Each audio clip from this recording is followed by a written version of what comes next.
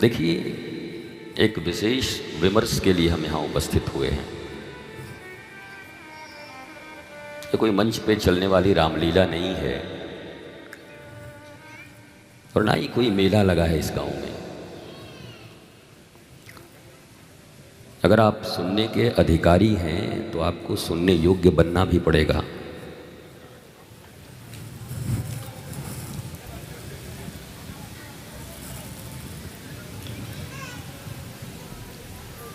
भगवान राम और कृष्ण के ऊपर एक दिव्य विमर्श के लिए हम सब उपस्थित हैं।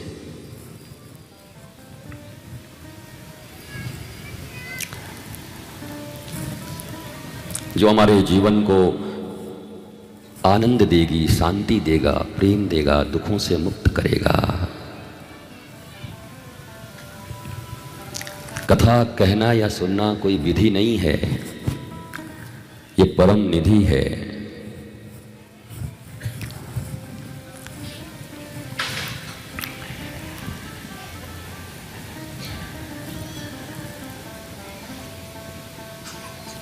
श्रवण उसको कहते हैं जिसके बाद आपके जीवन में कुछ गुणात्मक और व्यापक परिवर्तन हो जाए।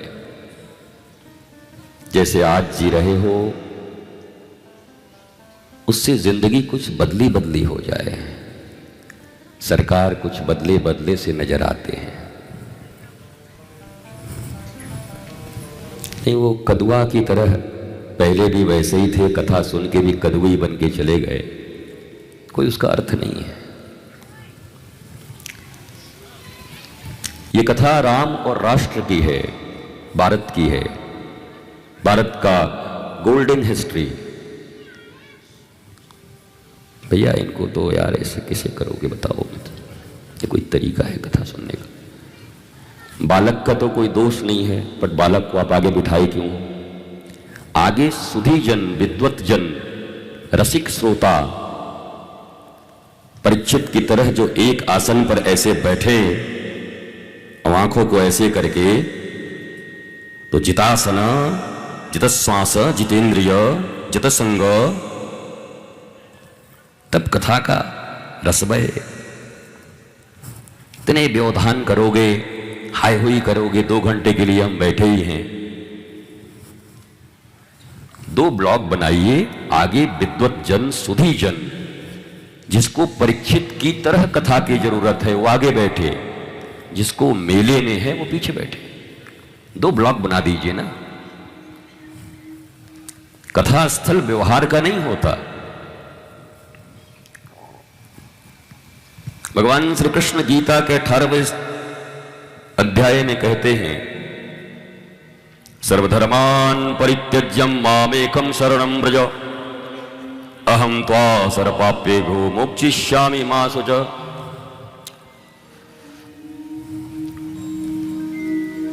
भगवान कहते हैं कि समस्त लोक व्यवहार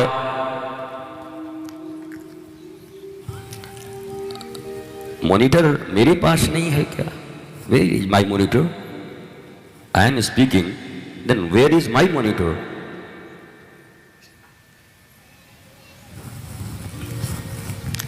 वो गाने वाले तो 2 मिनट के लिए गाएंगे, आपने मॉनिटर लगा दिया, बोलना मुझे है।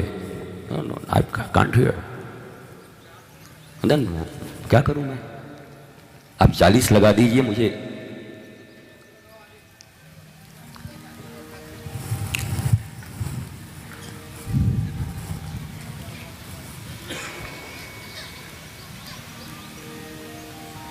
भगवत विमर्श, भगवत विवेचना बहुत गंभीर विषय है। लोक व्यवहार इत्यादि से जो अलग हट गए हों उनके लिए।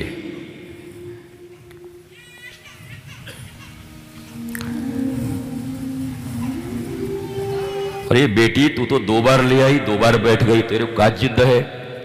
जब तो ही समझ ना आ रहे हो तो बालक का समझोगे? बताओ तू। वो बेचारी खुद नहीं समझती, बालक को समझवा रही कथा बैठ के। कमाल है।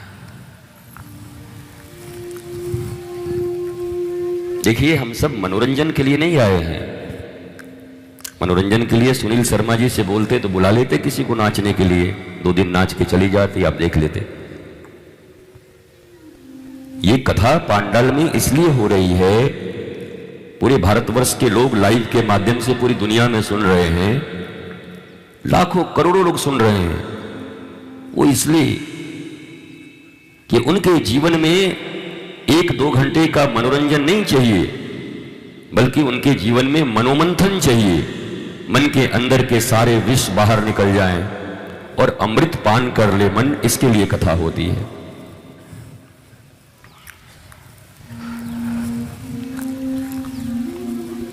और मुझे विश्वास है कि आपके पास समय भी बहुत कम है।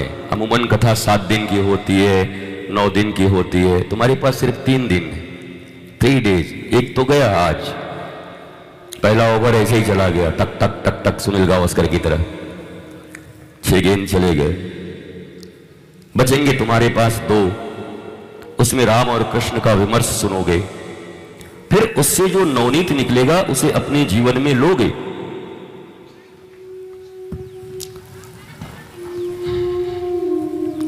और तब जीवन का आनंद मिलेगा आपको।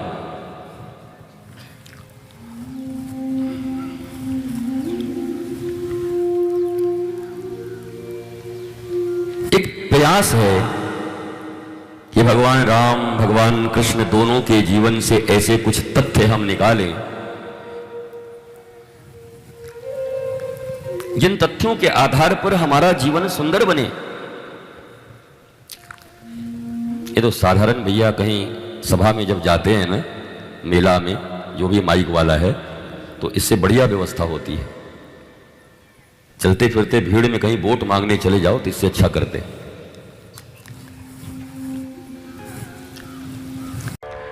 महाराज, माता रुक्मिणी ने भगवान से प्रेम कर लिया। और याद रखो, गुरुदेव नारद के जैसा कोई व्यक्ति अगर आपके घर में आता है तो आपके भी घर में बच्चे बच्चियों का प्रेम श्री कृष्ण से ही होगा। और लंपटों का आना जाना है तो फिर ये आलिया कालिया आ जाएंगे, इन्हीं के पोस्टर चिपके हुए आपके घरों में मिलेंगे। आता कौन है और किसको आप बुलाते हो और किसको आप सम्मान देते हो, इस पर निर्भर करेगा कि आपके आने वाली संतानों का भविष्य कैसा होगा। आपके आने वाली संतान भगवान के प्रेमी होंगे या विषयों के प्रेमी होंगे, ये आप निर्णय करेंगे। नारद जी का जाना, गुरुदेव का जाना, और जब वो जाते हैं तो धीरे धीरे सुनते सुनते सुनते माता को प्रेम हो जाता है भगवान श्री कृष्ण से। उन्होंने लिखा कि मैं गोपाल की हूं, अगर शिशुपाल से मेरा विवाह जबरदस्ती हुआ तो मेरे ही गले में पड़ी हुई वो डायमंड, उसको मैं अपने मुख में लेकर के इस जीवन को समाप्त कर दूंगी, क्योंकि मैं सिंह का आहार सियाल के पास नहीं जाने दूंगी। मैं कभी भी शिशुपाल से विवाह नहीं कर सकती। भगवान को आकर के उनके गुरुदेव ने, पुरोहित ने पत्र दिया। द्वारिका की सभा में वो पत्र पढ़ा जाना था, तो पुरोहित ने कहा कि ये पत्र प्राइवेट है। भगवान ने कहा मेरे जीवन में कुछ भी प्राइवेट नहीं है। उद्धव मौजूद हैं, सात्विकी मौजूद हैं, मेरे मंत्रीगण मौजूद हैं, आप पढ़ के बताओ कि क्या लिखा है इसमें। पूरा पत्र सबके बीच पढ़ा गया और उस पत्र के पढ़ने से भगवान ने जब सुना तो भगवान अधीर हो गए। भगवान अधीर होकर, भक्त पुकारे और भगवान अधीर न हो तो मामला, भैया इधर देखो, नहीं हम कथा नहीं करेंगे। अरे भैया सुनो, अभी अभी आपको मैंने बताया, जितासन जित संग जित श्वास जितेंद्रिय। हम बार बार कह रहे हैं हमारे आपके बीच में कोई लेन देन का संबंध नहीं है। आपने हमको आशीर्वाद देने के लिए बुलाया, बलदाऊ जी की, और कृपा मेरे ऊपर मैं मानता हूं, पर मैं आपको फिर कहता हूं, छुको मत देखो इधर उधर। किसी दिन यही कार्यक्रम करवा लेना, फिर बहुत सारे लोगों को बुलवाना, फिर उनको देखना, उनसे सुनना। ये नियम है व्यासपीठ का। अगर आए हो तो यहां सुनो ना। औपचारिकताओं के लिए नहीं बना ये भागवत का मंच। भागवत का व्यासपीठ औपचारिकताओं के लिए नहीं है। ऐसी कोई औपचारिकता हो कि क्या होगा भागवत में? श्रीमद् भागवत जो साक्षात श्री कृष्ण है, श्री कृष्ण की गाथा चल रही, कथा चल रही है, यहां औपचारिकता का क्या स्थान है? क्यों फॉर्मेलिटी है यहां पर इतना? कोई मैं भी फॉर्मेलिटी लेके आपके पास आता तो आपको अच्छा नहीं लगता। मेरे भी बहुत फॉर्मेलिटीज हैं। मैं तो आपके बालक की तरह आया, आपके बच्चे की तरह आया हूं। कौन सी हमारी फॉर्मेलिटी की कमी है? सीखो मां, सीखो, आप सब सीखिए, कुछ नहीं। देखो कथा का नियम पहले ये है, अभी बताया यज्ञ है, यजमान और आचार्य के बीच में आहुति देते समय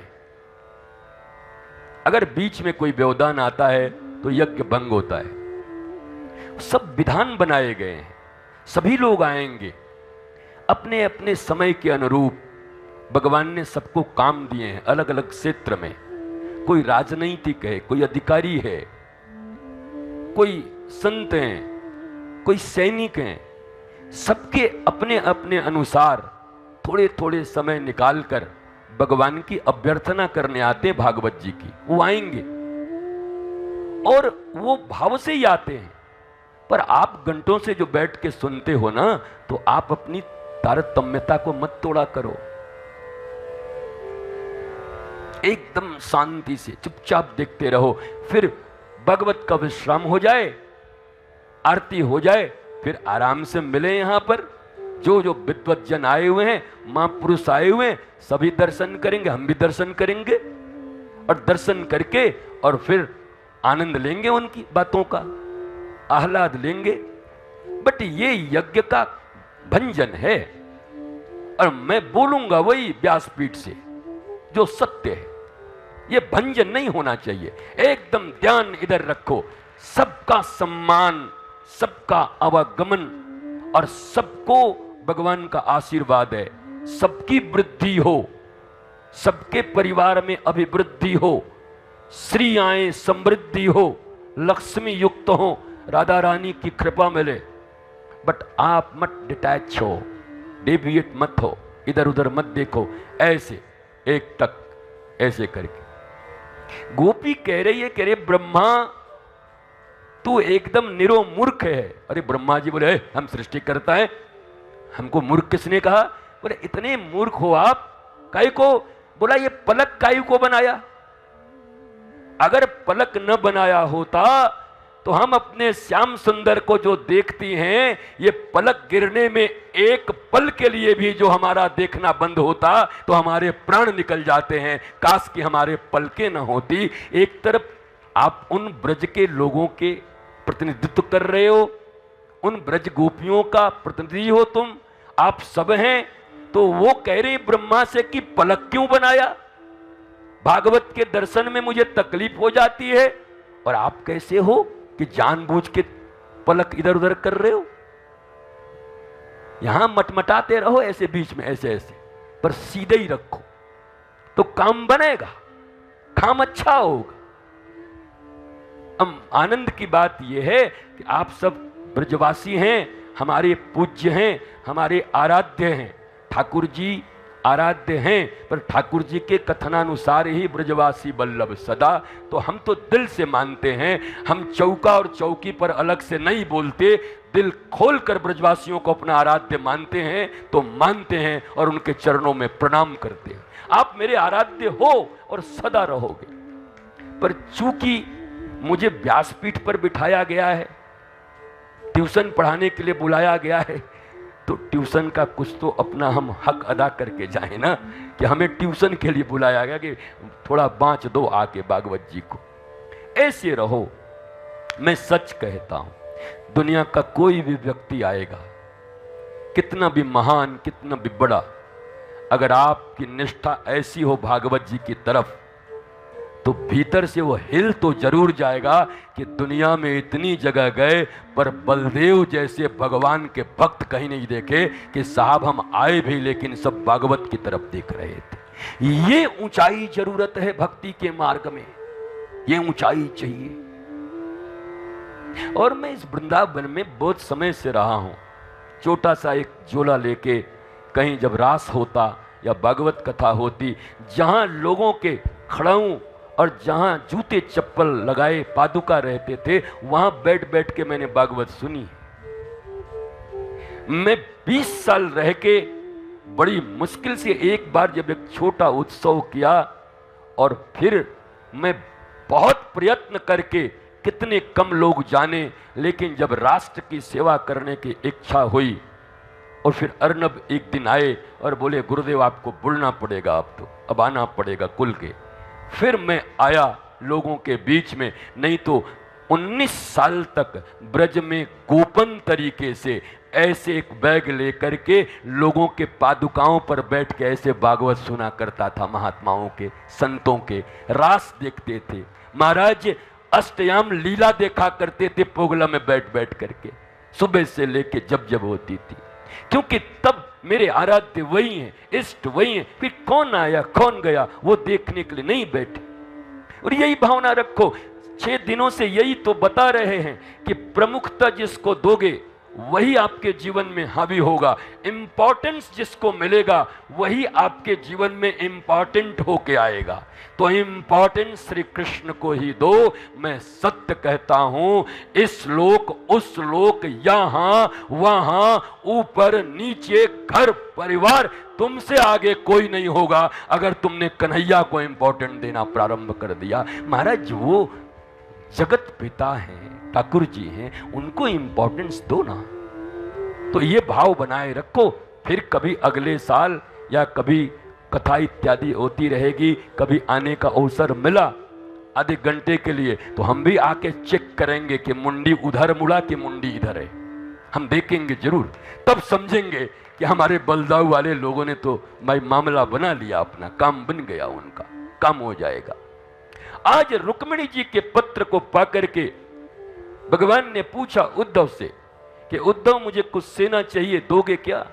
भगवान ने कहा ये कौन पूछ रहा है, मेरा मित्र पूछ रहा है या सैनिक की तरह पूछ रहे हो, सेनापति से पूछ रहे हो? अगर सेनापति से पूछ रहे हो तो राष्ट्र की संपत्ति है और राष्ट्र की संपत्ति को प्राइवेट कार्य में नहीं दिया जा सकता। इट्स योर प्राइवेट वर्क, प्रेम का मामला है, आपको सैनिक नहीं भलेगा। श्री कृष्ण, मैं तो अभी अगर किसी दिन पांडे जी, मैं बहुत जल्द बोलूंगा ही कभी ना कभी, कालिदास के रघुवंशम के ऊपर बोलूंगा कि भगवान राम, भरत और राज सत्ता के विषय में उनका क्या लिखना है। अगर भारत में उसका 10% पालन हो जाए तो भारत विश्व गुरु बन जाएगा। अगर केवल रघुवंशम के अनुसार राम की कथा कभी हो जाए तो।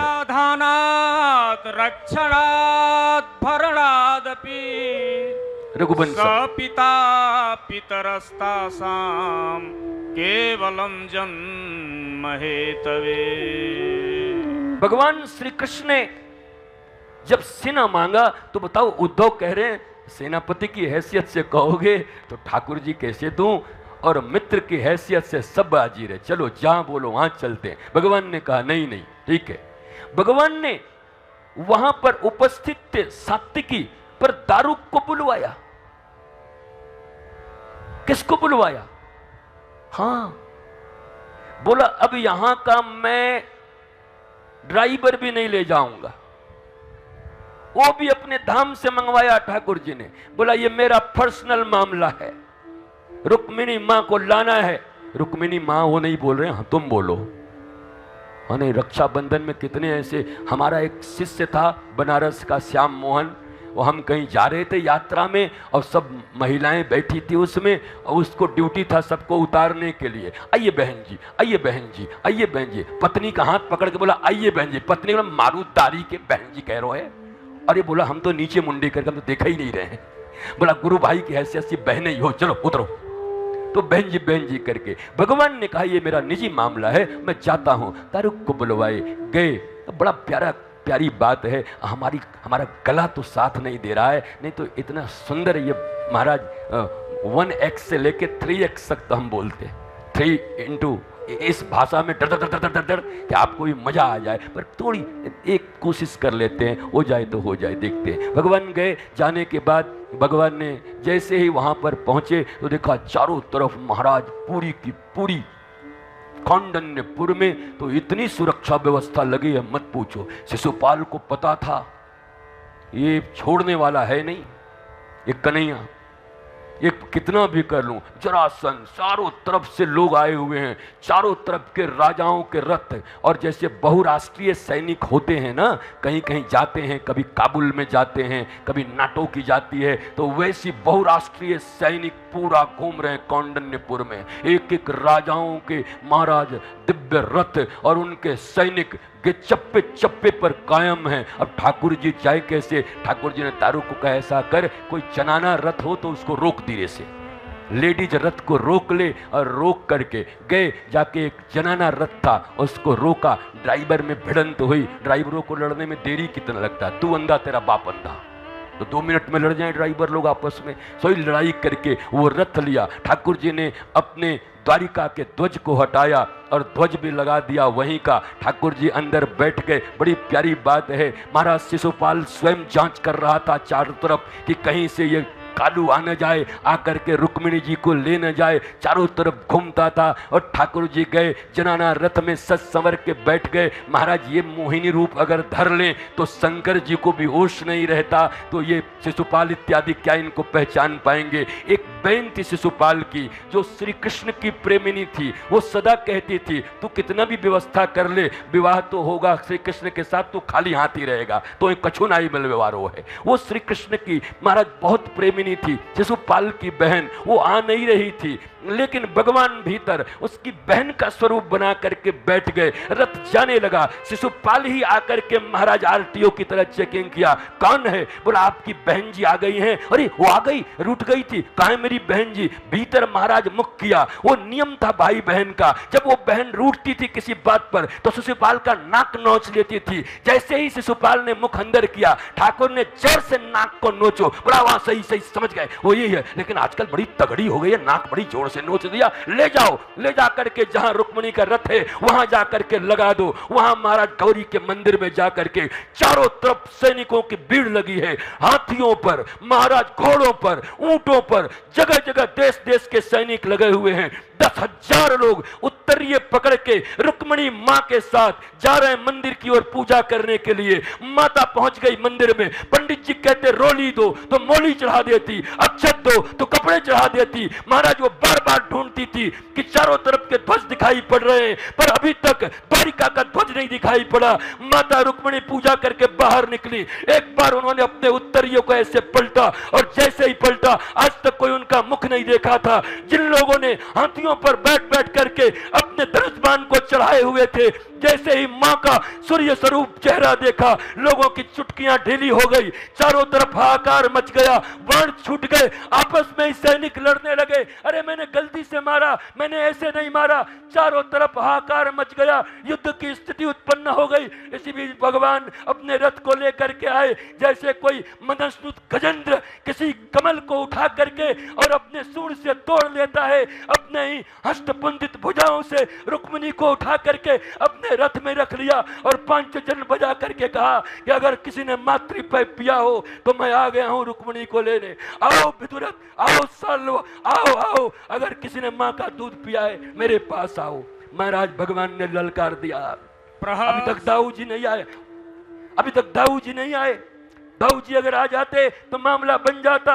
महाराज भगवान ने ललकारा, आज भगवान पहली बार धनुष बाण चला रहे हैं। लोग जानते हैं कि राम ही धनुष बाण चलाते हैं, आज पहली बार लोगों ने भगवान को धनुष बाण चलाते हुए देखा। एक हाथ से धनुष बाण चलाते हैं, रुक्मिणी ऐसे करके देखती है, मक्खन मलाई जैसे लगते हैं। इस प्रकार का युद्ध अकेले सबके चारों तरफ कटे हुए सर नजर आते हैं। दिव्याति दिव्य भाव से रुक्मी दौड़ करके आता है, जैसे ही सामने आता है उधर से बलदाऊ जाते हैं, लाला चिंता मत करो अब तुम्हारा दादा आ गया है। महाराज ठाकुर खुश हो गए, वाह दादा आप आ गए तो अब काम बन जाएगा। पूछा दादा ने मुझे क्यों नहीं बताया? मुझे बोल दिया होता कि दादा समय नहीं था, टाइम पर नहीं पहुंच पाता। दादा ने कहा एक तू ही तो है जो टाइम पर पहुंचता है, नहीं तो लोग बाद में पहुंचते हैं या पहले पहुंचते हैं। एक कृष्ण ही है जो पहले पहुंचता, टाइम पर पहुंचता है। महाराज श्री कृष्ण ने रुक्मी के मूंछ दाढ़ी बना दिए। मनु स्मृति में पहले की सजा ये थी कि दाढ़ी मूंछ बना करके आधा मूंछ बना देते थे, ये भी सजा थी आताताइयों की। आताताइयों को मूंछ बढ़ा दिया। माता रुक्मिणी ने कहा कि प्रथम रात्रि मिलन की रात्रि कुछ तो हमको देते तो मैं अभी मांगती हूँ। बोला क्या? बोला हमारे भाई का जान छोड़ दो। बोला अरे मैं तो मजाक कर रहा था, साले को थोड़ी मारूंगा।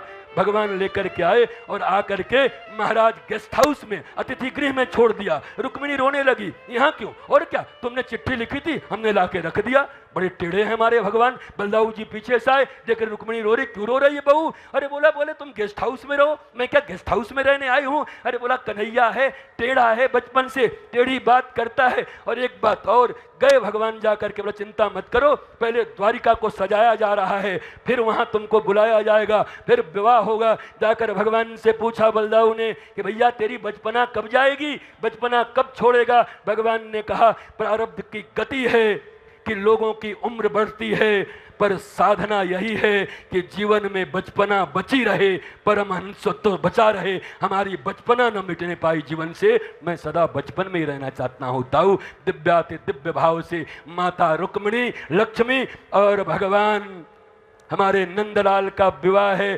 द्वारिकाधीश का विवाह है। अगर मौज आई हो तो जोर से ताली मार के विवाह की तैयारी करो। माना भगवान भीष्मक सुतामेवं निर्जित्य भूमिपान पुरमानीय विधिवत् उपदे में कुरुद्वा।